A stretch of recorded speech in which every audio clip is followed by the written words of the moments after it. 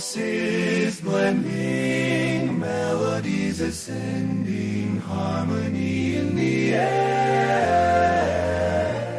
Our songs are never ending. In the barbershop we create magic. Brad and John show, yeah, it's pure classic. No instruments needed, just our vocal range. Notes flying high, it's our musical exchange. Tracy's station may try, but they can't compete. Our barbershop style, it can't be beat. Oh,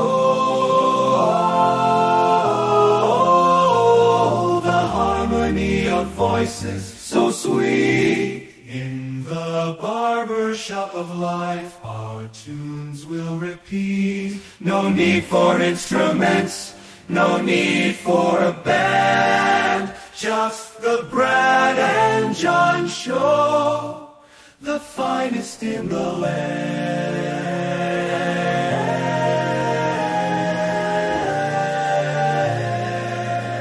John, it makes me, puts me in a good mood every time I hear that intro on Friday, because Friday is my favorite day of the entire week, except maybe it's only second to Monday. Monday's my favorite day. How's that, John? It's time for... Time for the John Combest Top 3.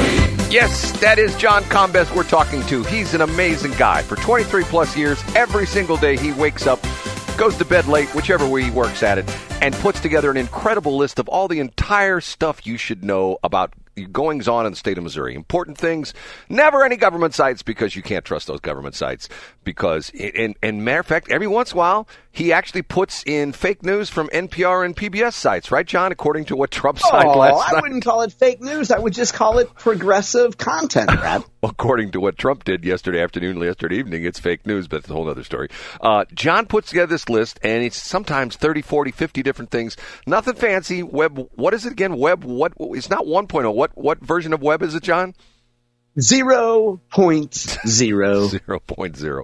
And John puts together every single morning, and we are lucky enough to have him on beginning of the show, and he gives us the top 3. We bring in this important guy right here. I'm Casey Kasem. And what do you do? Now on with the countdown. And what else do you do? And here they are. And what else do you do? We're on our way to the number 1. And we start off with? In third place. It's a story that you've highlighted several times. The fissures, the divides in the Democratic Party between the young, aggressive voices, the folks who embrace new technology and new ways of communication, versus the old guard, the Democrat Party. Sometimes it's not generational, Brad, but sometimes it is.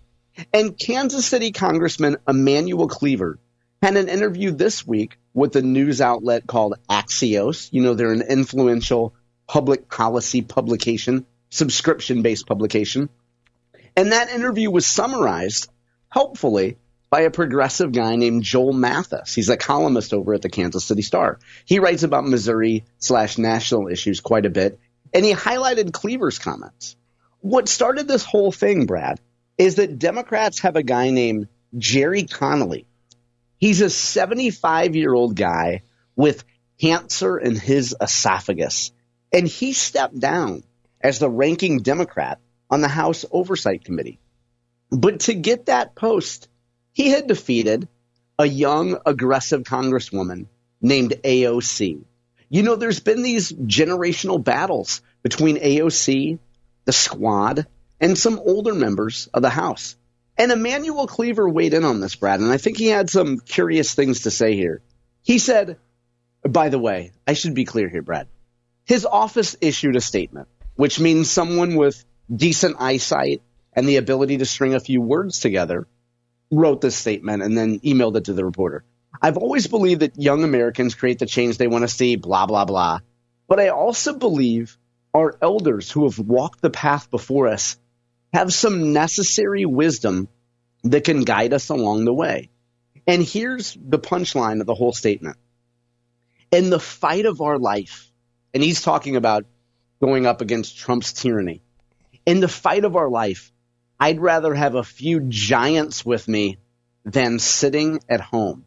And he's referring to the giants of folks like Nancy Pelosi, Steny Hoyer, folks who've been around a long time and have a lot of experience. So what he's saying here, Brad, is that, yes, young people are the driving force behind social change, but you can't just cast old people aside just because they're old and stodgy and don't always vote 100% of the way that you do. And then I'd also point out that Cleaver in the Axios interview points out that he's mentored a number of young men, including like Hakeem Jeffries and other folks. So he understands, again, the value of these young people, but he says, don't cast us aside. Now, Brad, I know that due to your demographic features, you tend to, sympathize with old codgers. But what do you think about what Cleaver said? Well, first off, I agree with what he says to a certain extent. I think age is relative. I know people who are in their 20s and 30s who might as well be physically or mentally in their 70s, 80s, and 90s, and I know the exact opposite. I know people who are in their 60s, 70s, 80s, and 90s who are sharp as a tack. So I don't think it's necessarily physical age. I think it sort of like goes back to the Dr. Oz things with the 200 orgasms and real age, but that's a whole other story. But I will say that the young people, I think, have a lot to say. Was it just yesterday, if you read the story, where one of the reporters was walking alongside of Ilhan Omar, I think I got her name correct, and he asked some questions to her, and she gave him an FY. Do you know this story? No, I didn't see this. Yeah, she gave him an FY, and he asked again. He thought he misheard what she said, and she gave him another FY. And he asked her one more time, and she gave him another FY, and then one of her aides sort of walked up to him and essentially stopped him and essentially say, here's my card. If you want any comments, call me. She's not going to talk to you. And it's interesting because last night I read this article that talked about this particular, interchange. And it gave these interesting comments about how important it is.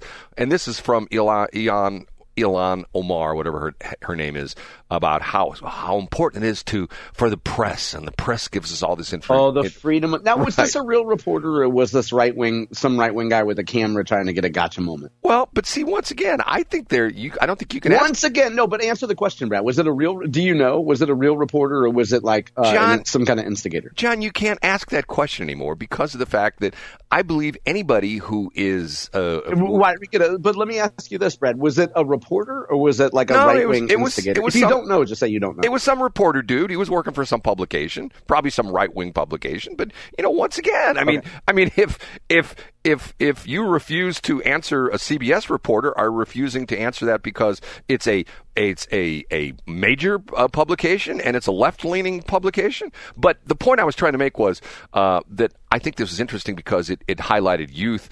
And the other thing was, I don't know if you know this or not, but Annie Fry went to Washington, D.C., and she was part of the press corps on Monday and Tuesday. Did you know this whole crazy story? Yeah. I read the summaries of her show every day. Do you know that I also went with her, and she introduced me to AOC? And is that right, Brad? Yes, and AOC came up to me and was very nice to me. She shook my hand, and she said to me, "What would you do with a brain if you had one?" I'm sorry, John, I couldn't resist. And Brad, what I love is you're finally, after a little bit of a gap, you're going to have your fifth child. My fifth child with AOC. In 9 months, right. We're going to have another Hildebrand. I think you should call him John, Brad, because I heard on Facebook, according to C Block yesterday, that your dad's name was John Hildebrand. He was great. His kid's a little punk who goes around disparaging animals. But that John Hildebrand, what a great man. Yeah, he was an excellent DJ. Yeah, it's so funny. I have people still commenting on that. Okay, on to number 2. Up a notch to number 2. Another story that's right up your alley, Brad, because it has to do with one of your favorite topics. And not just an old codger, like in story number 3, but in story number 2, it has to do with an outsider coming in and telling the establishment, the insider crowd, he's telling them what's what. What I'm referring to is Lieutenant Governor David Wasinger was on 97.1 yesterday. You'll recall that our friend Mike Elam is guest hosting for Mark Reardon, wherever Reardon is at this time now.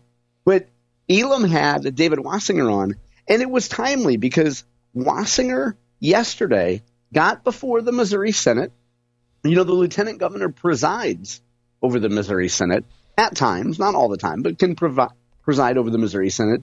And he gave them a talking to.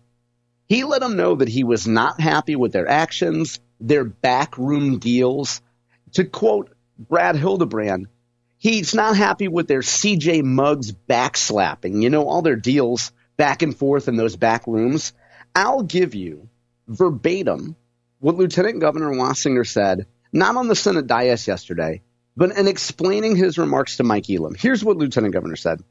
There are over 260 earmarks for special interest projects that are flowing behind closed doors and in the state Senate last week. And they'll again take place again this week. And frankly, that is exactly what your listeners know. Like, they know, if you're listening to 97.1, you know that there's a lot of backroom deals going on. And here's my favorite quote from Wasinger. You know, the more establishment swamp creatures, they probably despised every word that I said up on the Senate dais. Now, as you can expect, Brad, senators did not take kindly to this tongue lashing. And in fact, if you read the Whispering Gallery yesterday, that's the newsletter that's put together by Jake Croson, the editor of the Missouri Times, the headline is Wasinger Sounds Off. And Jake Croson went out and talked to, he says, 17 senators this afternoon about his remarks. And the rebuttals came quick, and Jake had to sanitize some of them. And the senators are essentially pushing back on David Wasinger and saying, hey, Johnny-come-lately, welcome to the Missouri Senate. I know that you don't know the rules very well, and you're not very familiar with how things work around here. But instead of coming in session number 1 and giving us a tongue lashing, maybe learn how this place works and be a little bit better at presiding over the Senate before you criticize us. So this is some Republican on Republican, I guess you could call it friendly fire, Brad. David Wasinger would say, and he did say to Mike Elam yesterday, look, he wasn't elected to go in there and slap people on the back and be a pal with everybody. He ran on a good, solid, right-wing conservative platform. David Wasinger didn't say that he was going to be part of the establishment. Quite the contrary. So I think Wasinger's point is, hey, people elected me to come here and shake things up, not to be a pal with everybody. And I think, Brad, you know, as lieutenant governor, David Wasinger could have had a comfortable first year going around the state, handing certificates out at old folks' homes to volunteers and not making any waves. My opinion is we're getting toward the end of session. David Wasinger can lambast, however you want to pronounce it, the Missouri State Senate, and then go around this summer and say, hey, I'm not part of the establishment. I told those guys what's what. They need to start passing some better legislation. They need to change their rules. They need to get some big red things done in this state. Brad, you consistently praise the disruptors of the world. What do you think about this story? John, I want to tell you something you're not going to believe, because it's funny you should bring this up, because this was on my list as well, too. He made an interesting comment. I heard the entire interview yesterday with Mike Elam, and he made an interesting comment, and he pointed out the fact that how screwed up things are in the government because they spent 2 hours debating whether he should be credited in, I think, in the minutes of the meeting or the minutes of whatever it was, as Lieutenant Governor Wasinger or Lieutenant Governor David Wasinger. They spent 2 hours debating if his first name should be included. Now, what the hell is that all about? You know, I mean, I think what he said was they were debating for 2.5 hours. I have the transcript in front of me. Over they should be President David Wasinger presiding rather than President Wasinger presiding. Right. So whether or not they say presiding. Well, no. Yeah, go ahead, Brad. To put in his first name, that was the whole thing. In other words, the difference was they either called him by his last name or his first and last name. They're debating which one they should use for 2.5 hours. Okay. Yeah, and so now, Brad, we also don't have the context of whether or not they were trying to filibuster before they got out of town, right? So you don't have that context. I mean, David made a great point there. If anybody thinks that they were actually debating that point for 2.5 hours, you're wrong. But David still makes a good point there. Okay, here's the interesting part of this that you don't know about. Okay, John has all these insiders. Matter of fact, if you were to get a hold I'm just an outsider guy, Brad. I don't even go to Jeff City. Go ahead. Make your point, though. If you were to get a hold of John's phone and look at his contact list, you would see the who's who of the political world, of the lobbyist world, the whole bit. Okay. You would not, because every single person has a fake name. For example, your old Krabby Codger. Go ahead, Brad. Old OCC. Okay. I like that. Okay. And I'm going to be embarrassed to tell you, I can't remember his name, but about a month and a half or 2 months ago, either his chief of staff or his communications director, and John will probably know those people right off the top of his head, contacted me and said he's a regular listener to the Brad and John show. Do you know about this, John? I've never told you this, have I? Who is the he there? Who's the pronoun there? I don't know his name because... No, but I'm asking, are you talking about an elected official, or are you talking about a chief of staff? Who are you talking about? This guy, as well as he said his boss, who is David Wasinger, listens to the show from time to time. But that's fine, yeah. But this guy, who is the either communications guy, I'll go back in my notes and find it. And if I knew, do you think I would tell you, Brett? No, you would not. I would not. I absolutely would not. So he wanted to know, because he said he was trying to raise the public stature or the public awareness concept of Lieutenant Governor Wasinger, wanted to know if we would be willing to have him on the show. And I told him, I said, I'd love him having the show, but John's this old crabby curmudgeon who doesn't want to have guests on the show. So I told him, well, let me think about it. So I didn't even talk to you about it because I knew you'd say, I don't want to have him. Yeah, I definitely say no. But you know what? I liked it, and I go way back. We're not going to make this about me, but I've known David for more than 20 years. Yeah, David's fantastic. Well, and his wife as well, and his whole family. See, I told you he's in. Okay, what code words is in your contact list? What's his code word in there? If I had David's number, I wouldn't acknowledge it, Brad. The number of conversations I have about our show that I can't share with you because they'll end up on the air is astronomical. One of those subjects, though, Brad, as I probably regretfully acknowledged to you yesterday, is the subject of story number 1 with a minute left. The number 1. Missouri Net brings us a story. Senator Schmitt warns that China is recruiting fired American scientists. You know, Eric Schmitt is on the Armed Services Committee, and he gets briefings that he says are really disturbing. This is a quote from Senator Schmitt. This is not some benevolent country that's just a trading partner. They have designs on world domination. And one of the things, just to highlight here, he says, they're sending spies over here. They're trying to pirate our tech. They're infiltrating communication systems. And he also points out that many countries, including the United States, try to recruit scientists from around the world. But the FBI says that China is the most prolific sponsor of talent recruitment programs and that the U.S. is one of their main targets. So, Brad, if you're China, what better agent would you have than someone that was fired by the Trump administration with an axe to grind against that fascist Donald Trump? John, I agree. I mean, the China thing to me is very scary. My criticism of Trump is instead of, this across-the-board, trade tariff thing where he's putting tariffs against, Dutch lilies or whatever the hell it is. Weird stuff that it's like, okay, the Dutch, they import these lilies to us, whatever the goofy stuff is. He should have just drilled down on China and essentially said, because let's be honest, China is an evil empire. And what they have done to us, not only have they done this with fentanyl, but they've done this with Amazon. They give us cheap junk that we get hooked on. They've done it with Walmart.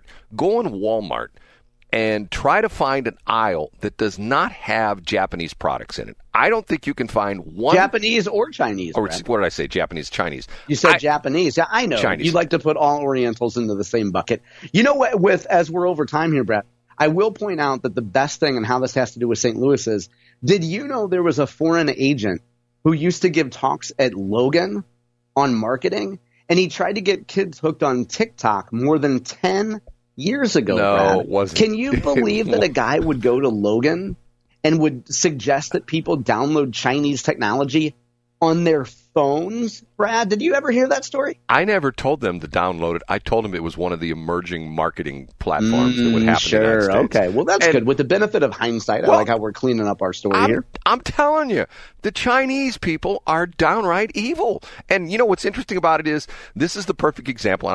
John's always cutting at me. I'll throw a cut at John. Here's the interesting aspect of the Chinese people, okay?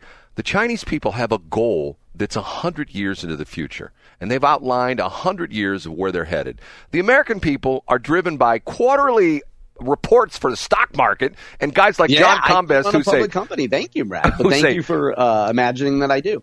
And thank you for suggesting that American corporations should actually have a plan and a vision and execute on it, right? And if you don't like it, take your company public where you can be Brad Hildebrand and make up 4 phases of a signal expansion without ever writing it down and saying, we got 4, maybe 3, I don't know. John, take your company private, and then you'll never have to answer to shareholders. I haven't told you about this. I am taking our company public. And is that right? I cannot wait to see this penny stock. It's not a penny stock. The name of the company, it's going to be called News Minimum, and we're going to make a ton of money. You and I together are going to make a ton of money when it goes public, okay? Are we done, John? I love it. I'll be able to buy some shares. I'll go to the supermarket and put a quarter in and, turn it, and I'll get a stock certificate. John, I'm going to ask you a question, and I know the answer is going to be no. Have you ever watched the movie Wolf of Wall Street? I have watched that. Yeah, I fast-forwarded to the good parts. But yeah, I'm familiar with it. Are you familiar with the when he gets laid off at the big New York Stock Exchange? Yeah, he firm? goes and he works with a bunch of hobos that look like Brad Hildebrand pushing penny stocks. Right. That's one of the best parts of the entire movie. Okay, we have to take a break. We're way over time, and it's all my fault.